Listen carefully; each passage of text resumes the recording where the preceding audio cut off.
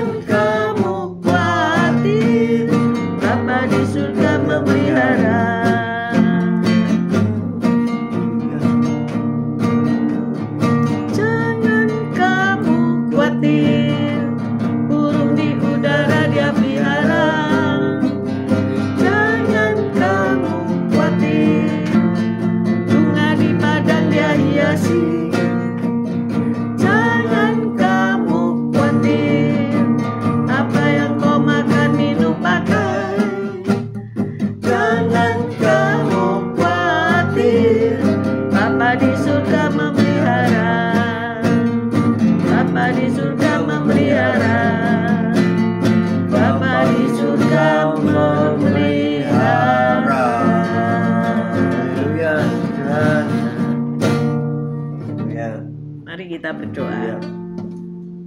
Ya Abah ya Bapak, terima kasih, disyukur Kau baik, Kau sangat baik. Pagi hari ini Kau tetap menyertai kami dalam siaran gembala, siaran renungan pagi hari ini ya Tuhan.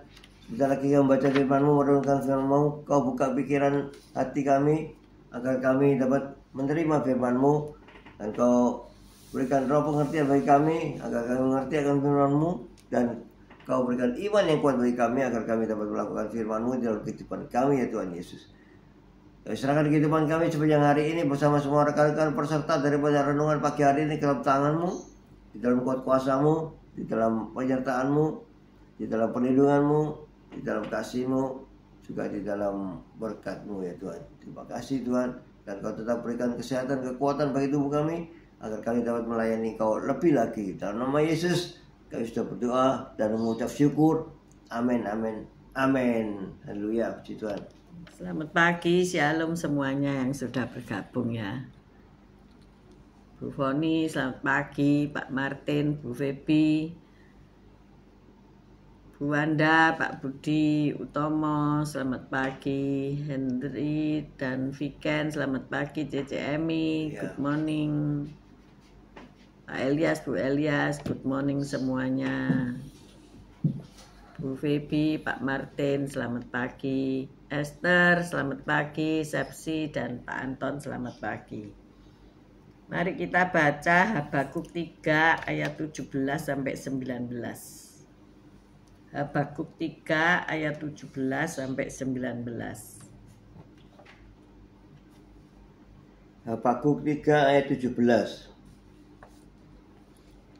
Sekalipun pohon ara tidak berbunga, pohon anggur tidak berbuah, hasil pohon zaitun mengecewakan, sekalipun ladang-ladang tidak menghasilkan bahan makanan, kambing domba terhalau dari kurungan, dan tidak ada lembu sapi dalam kandang, namun aku akan bersorak-sorak di dalam Tuhan, beria-ria di dalam Allah yang menyelamatkan aku. Amin. Amin. Saudara, pernahkah saudara kecewa? Ya. Dan apakah ketika saudara kecewa ada sukacita di dalam kecewa itu? Nah, tema kita pada pagi hari ini adalah sukacita dalam kecewa ya. Kok aneh, orang kecewa kok sukacita ya. Iya. Kehilangan segala kenyamanan dalam kehidupan itu bisa terjadi seperti musim dingin yang tiba-tiba datang menyergap ya. Hari-hari ini musim dingin sedang berlangsung ya. Tiba-tiba saja semalam hujan lebat ya. Ya, sampai itu apa itu jemuran apa gawangan jemuran tuh apa masih ada titik-titik airnya ya. Sekali hujannya. Jadi hujan lagi. hujan berhenti hujan. Ya, hujan tuh datang tiba-tiba saja. Saya cuman mikir begini, waduh, tanaman semangka, tanaman labu, tanaman melon yang tidak punya atap ya. Karena hari-hari ini banyak pertanian yang pakai atap ya. Tanaman buah-buahan yang diberi atap. Nah, ini pasti rusak ya. Pasti berulat gitu ya. Pohon jambu yang sedang berbuah dan kehujanan, pasti ada banyak ulat yang bercokol di dalamnya ya. Segala pohon buah-buahan kalau kena hujan ya pasti rusak. Nah, karena apa? Tiba-tiba ya. Sekonyong-konyong. Selamat pagi Indah, selamat pagi Rokim. Selamat pagi anak-anak Indah semuanya ya. Jadi kedatangannya itu mak ujuk-ujuk atau tiba-tiba ya. Masalah itu akan datang tiba-tiba ya. Tidak disangka-sangka ya. Saat semua yang kita percayai kelihatannya mengecewakan ya. Saat janji-janji Tuhan tidak tergenapi ya. Saat doa-doa tidak terjawab. Saat sorga itu membisu ya. Selamat pagi Pak Erwin, Bu Ira, Tabita, Timothy. Selamat pagi. Saat dunia tidak memberikan tempat untuk sedikit rileks. Nah ini penting ya. Rileks ya. Sekarang kan liburan sekolah. Banyak orang sedikit rileks, tidak mengantar jemput anak-anak ya. Petugas antar jemput anak-anak pasti juga liburan ya, sedikit rileks. Tetapi yang dikatakan oleh Habakuk 3 ini, kita tidak diberikan waktu sedikit rileks ya. Jadi apa yang dipelajari dalam kehidupan yang demikian? Hidup yang nyaman, tiba-tiba kita kehilangan kenyamanan itu. Kita harus berjuang terus-menerus. Kita tidak bisa santai gitu ya. Pelajaran yang diberikan Tuhan kepada kita dengan kenyamanan yang diambil oleh Tuhan yaitu penyangkalan diri. Kita harus menyangkal diri kita ya. Ketika kita menghadapi badai ekonomi, mungkin kita mengurangi aktivitas makan di luar atau jajan ya. Pergi ke resto-resto itu kita skip. Suatu hari ketika masa COVID ya, seorang rekan datang membeli emas, bener ya Pak Gem. Mengumpulkan uang yang seharusnya ia itu pergi makan-makan di restoran, pergi ngelencer-ngelencer, itu jadi tidak keluar uang ya. Ketika COVID itu kan tidak keluar uang karena di rumah saja, tidak pernah keluar ya. Maka ia sanggup membeli emas gitu ya, untuk disimpan. Biasanya nggak bisa karena terus tiap minggu mesti keluar makan. Iya, tiap minggu keluar makan itu kalau di tabung, Di jumlah ya banyak itu. di jumlah setengah tahun gitu, mungkin Anda bisa terkejut ya. Loh banyak ternyata ya. Iyalah, jadi makan di rumah aja ya. Kalau nggak masak ya nyeplok telur atau goreng nasi. Sebagai menu putus asa itu nasi goreng saya katakan ya. Menu putus asa sebab apa? Gampang. Dan bisa membeli bumbu itu sekarang sasetan ada ya. Nah, pelajaran yang Tuhan berikan adalah penyangkalan diri. Ketika sekali lagi zona nyaman itu dicabut dari kehidupan kita. Selamat pagi, Shalom, Bu Lasma dan Pak Mei, Bu Ruli, Tasya, Elo, selamat pagi semuanya. Yosinta, Moana, Miguel, selamat pagi. Jadi bagaimana kita harus menyangkal diri? Yaitu tadi, ketika kita bisa makan tapi nggak usah makan ya, puasa. Diperkecil jatah makannya ya, bukan gini ya, puasa nanti sorenya kalau buka semua dibeli dimakan gitu, bukan. Tetapi mengurangi aktivitas makan kita, meliburkan usus, meliburkan lambung ya. Jadi kita sangkal diri. Seharusnya kita bisa belanja-belanja, kita sangkal diri, kita memperkecil pengeluaran keuangan. Jadi penyangkalan diri ini adalah kita bisa tapi kita tidak melakukan. Nah itu sangkal diri, pikul salib, sangkal diri. Itu maksudnya Tuhan itu. Jangan melakukan sesuatu yang membuat tubuhmu nyaman, yang membuat hidupmu itu nyaman, yang membuat engkau merasa nyaman. Tetapi ketika engkau kecewa, engkau harus sukacita di dalam kecewa itu. Waduh, sulit apa enggak itu? Sangat sulit. Iya. Habakuk 17 ayat 19 tadi berkata apa?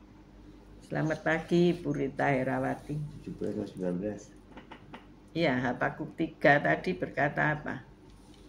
Sekalipun ya, berkata sekalipun pohon ara tidak berbunga, pohon anggur tidak berbuah, hasil pohon zaitun mengecewakan, sekalipun ladang-ladang tidak menghasilkan bahan makanan, kambing-kambing terhalau dari kurungan, dan tidak ada lembu sapi dalam kandang. Nah, berarti nol. Nol ya. Berarti nol. Ekonomi sedang nol. Bahkan di rumah mungkin tidak ada makanan ya. Dapur tidak berasap. Jam makan dibuka sajinya tidak ada makanan. Ada. Gimana ini perut lapar tidak ada makanan. Nah, seperti itu keadaannya. Yeah. Mungkin engkau kecewa melihat kehidupan ini. Mungkin engkau kecewa melihat keadaan dirimu saat ini. Seringkali apalagi kalau kita ini membandingkan dengan orang lain ya. Apalagi dengan orang yang tidak mengenal Tuhan.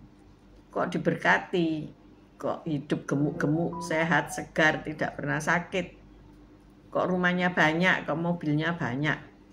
Sedangkan orang-orang percaya kontraktor ya, pindah dari satu kontrak rumah ke kontrak rumah lain. Kecewa enggak sama Tuhan? Bisa kecewa ya, kok Tuhan seperti ini? Tapi ingat, dikatakan sukacita di dalam kecewa. Makna penting daripada pikul salib ini bagaimana? Makna penting daripada penyangkalan diri ini bagaimana? Yaitu berupa kematian terhadap diri sendiri. Kematian ego, kematian karakter jelek, dan kebangkitan pada suatu kehidupan baru di dalam Tuhan. Amin. Amin. Apa yang dimaksud dengan lahir baru? Apa yang dimaksud dengan hidup baru? Jika engkau masih punya ego, jika engkau masih punya karakter yang jelek, jika engkau tidak bangkit, maka engkau belum lahir baru. Jiwa kita harus mengalami apa yang dikatakan Nabi Habakuk itu sekalipun. Ya. sekalipun. Suatu hari nanti kita akan mengalami proses sekalipun, ya. Semua kehidupan di dunia ini pasti menghadapi fase sekalipun.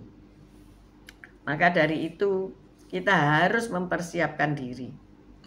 Kalau kita terlalu memanjakan, memberi zona nyaman kepada anak-anak kita, nanti dia tidak akan bisa berkata sekalipun. Ya, sekalipun Tuhan tidak menolong aku tetap tidak akan menyangkal namanya. Tidak akan bisa berkata demikian seperti Sadrak, Mesak, dan Abednego. Maka ujian dalam kehidupan tentang sukacita di dalam kecewa itu harus dialami. Bagaimana caranya mendidik generasi selanjutnya dari kita, anak-anak kita, cucu-cucu kita? Salah satunya ya, kalau mereka minta misalnya gadget baru, dulu anak saya selalu minta kalau tiap tahun tuh apa itu PlayStation. Dulu kan usum PlayStation itu ya. Nggak tahu sekarang juga walaupun masih usum baru. Kita mampu membelikannya, tapi biasakan untuk ditunda, menunda sesuatu yang dia inginkan, anak kita inginkan. Wah, ayo beli ini sekarang, maunya mereka kan sekarang harus beli gitu. Tapi ditunda dulu ya, nanti ya setelah kamu naik kelas, nilaimu bagus, baru ayo kita berangkat ke toko untuk beli apa yang kamu inginkan gitu. Ya, jadi maksudnya itu menunda, dia pasti kecewa ya, dia pasti kecewa, tetapi karena ada janji dia pasti tetap sukacita. Jadi kita mengajari dia sukacita dalam kekecewaan. Kalau dia ujian atau ya ulangan, itu PlayStation-nya kami masukkan lemari dan dikunci. Sampai selesai ulangan baru dibuka kembali. Jadi dilatih mengalami penyangkalan diri ya. Kita sangkal walaupun bisa tapi kita tidak. Nah, itu ya, itu penyangkalan diri. Latihlah anak-anakmu untuk penyangkalan diri. Tidak mudah memang, pasti terantum, pasti rame, pasti ngomel-ngomel, pasti cemberut. Tetapi hal-hal demikian kan dalam kehidupan tuh kita ngalami gitu ya. Kita orang tua sudah ngalami suka duka daripada kehidupan ini ya. Selamat pagi Bu Titik Sulistiani. Jadi arti penting dalam kekecewaan ini adalah panggilan ke next level. Nah ini, dengan adanya kekecewaan dalam hidup, fase titik nol, kita dipanggil untuk bangkit, kita dipanggil untuk naik level. Amen. Lebih punya hikmat, lebih bisa menguasai diri. Ketika kita harus membeli tetapi tidak bisa, maka kita akan mungkin berdoa, kita mungkin akan berharap kepada Tuhan, kita mulai tidak berharap kepada manusia karena jawaban-jawaban manusia mengecewakan. Jadi kita dilatih untuk kecewa ya, supaya kita naik ke next level. Kemudian kita percaya kepada janji Tuhan. Kalau sudah tidak ada apa-apa, apa yang diharapkan? Nggak ada saudara selain baca Alkitab ya. Kalau sudah tidak ada apa-apa di rumah ya, sudah tidak bisa makan, sudah tidak bisa bergerak, itu baca Alkitab ya. Mungkin masa-masa COVID itu Alkitab sering dibaca ya. Nah, percaya janji Tuhan. Kemudian yang terakhir, Tuhan ada dalam segala sesuatu. Nah ini yang perlu dipegang ya. Tuhan itu ada di masa sulitmu. Tuhan ada di masa sukacitamu. Tuhan ada di setiap musim hidupmu. Ya, itu jangan dilupakan. Tuhan ada dalam segala sesuatu. Oh luar biasa. Ketika engkau sakit, Tuhan ada. Amin. Ketika engkau ketawa ketiwi, Tuhan ada. Ketika engkau juga bergumul dalam pergumulan yang hebat, Tuhan ada di situ. Ya, Tuhan bicara apa? Sekalipun kamu sembunyi Kamu mau naik ke kaki langit, aku ada di sana, ya. Mau lari kemanapun. Kamu mau lari ke lautan, aku pun ada di sana. Kita tidak bisa menghindar dari kehadiran Tuhan dalam hidup kita. Mungkin engkau kecewa, mungkin engkau ngomel-ngomel, engkau marah-marah, Tuhan ada di situ, ya. Tuhan melihat model kita. Lebih baik kita mendekat pada Dia, ya, daripada kita lari, ya orang dikejar kemanapun kita tidak bisa. Ya lari pun ya terkejar, ya, percuma, capek, ya. Tapi mari kita datang mendekat kepada Tuhan. Tuhan, Engkau menghendaki aku bagaimana, ya? Engkau menginginkan aku seperti apa?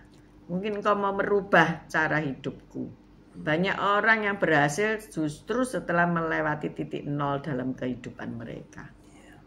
Kalau nyaman-nyaman saja, ya just tidak ada apa-apa, ya. Ya nyaman-nyaman, ya mana ada Tuhan, ya merasa nggak ada Tuhan karena semua baik-baik saja. Tetapi ketika badai, gelombang menerpa, kehilangan segala sesuatu, dan engkau bisa berkata, sekalipun badai melanda hidupku, ada Tuhan di dalamnya, aku tidak akan takut. Amin. Amin. Dan badai itu akan mengangkat engkau tinggi-tinggi. Hari ini, siapa yang mengalami ketidaknyamanan dalam hidup, ayo bersukacita dalam kekecewaanmu. Ayo kita tetap berharap kepada Tuhan, percaya pada janjinya, dan percaya Tuhan ada dalam hidupmu. Amin. Immanuel, Tuhan menyertai kita sampai kesudahan zaman. Bila ada pemirsa yang belum mengenal Kristus, terima Dia sebagai juru selamatmu. Dia akan menyelamatkan engkau ketika engkau di titik nol. Dia pasti menolong engkau. Engkau hanya berseru, Yesus, tolonglah saya. Buka hatimu dan terima Dia sebagai juru selamatmu. Tuhan Yesus, aku membuka hatiku, menerima Engkau sebagai juru selamatku. Tolonglah aku, ampuni segala dosaku, dan selamatkan aku. Just begitu saja, maka Tuhan akan menolong engkau. Pasti. Pertama, Yesus kita pakai Raja Wali yang terbang tinggi melawan badai. Amin. Jadi Raja Wali itu kan burung yang luar biasa. Justru di dalam badai ia mengepakkan sayapnya dan naik terbang tinggi dengan dorongan daripada badai itu.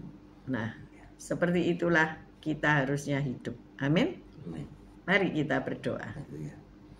Makasih Tuhan Yesus atas firman-Mu, ya Tuhan Yesus. Sekalipun kami dalam lembah kekelaman, sekalipun kami dalam